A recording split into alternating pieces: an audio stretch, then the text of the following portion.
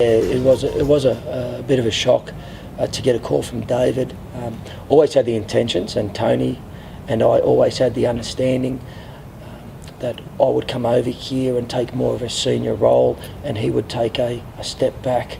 But the way it's unpanned is certainly different than what I expected. However, really happy that the opportunity has come about. It is. It's something that I've always dreamed about, coaching the first team in the NRL or the first team in Super League, and it's something that a coach always aspires to, and it's certainly something that me and my family and my wife have worked towards. So to get the actual job is very, very flattering. The trend back home is that in more recent times you've got Robbo from the Roosters, and you've got Mags from South Sydney, who have sort of come through that similar path. So I think that's fashionable at the moment, where coaches or aspiring coaches are doing their apprenticeship over here in the Super League and going back if they've had good success. So it was always my intention to come over here and cut my teeth in the Super League, and let the rest take care of itself. With the Maltese Rugby League, I was the founding director there, and then started it in Australia. I was coach there for 6.5 years, and we've now actually got a domestic competition started in Malta, which makes us eligible for World Cup and qualification of the World Cup. Alternatively, with the New South Wales under-18s, I was fortunate enough to coach in 2008 and 2009, and progressed to the next level of the Australian Junior Kangaroos, where I was a member of the staff in 2013 and 2012. So I've had a lot of dealings with the elite potential superstars of the NRL. The biggest thing that I think the difference is the defensive patterns, the way of tackling in wrestling. It's quite a considerable part of the game back home in the NRL, where over here it's less wrestle, which tends to make the ruck a little bit faster in some facets of the game.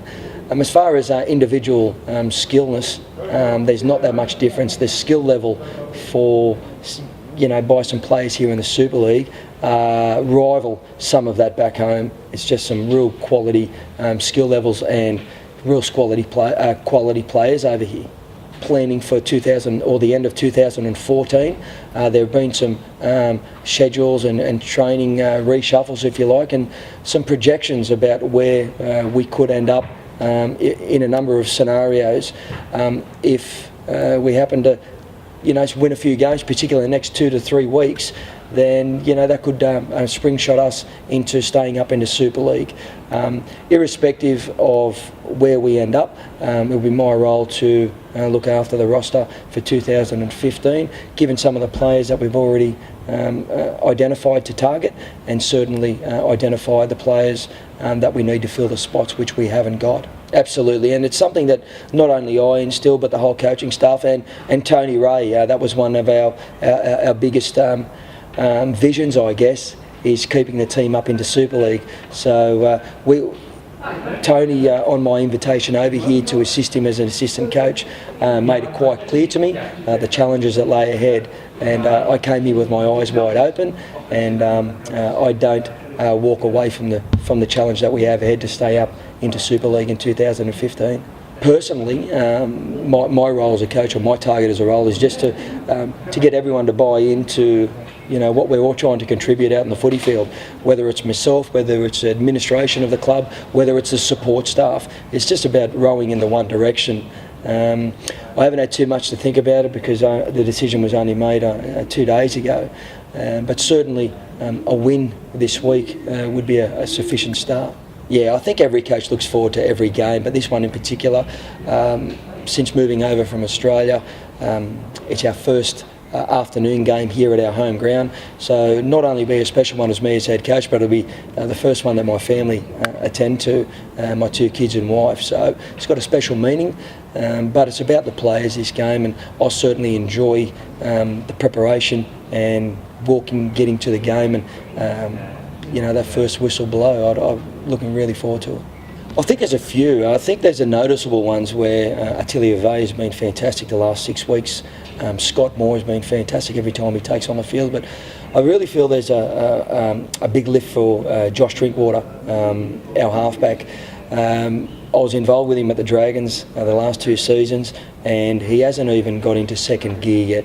And if he were able to get into second gear this week and toward the back end of the season, you'll see a player that's truly gifted, particularly with his pass and kick game. So I'm just hoping that he'll realise what he can do and display that. As far as the rest of the players, I think we're really not concentrating on any. I don't really want to concentrate on any other player other than the 17 blokes that take on that, Paddy.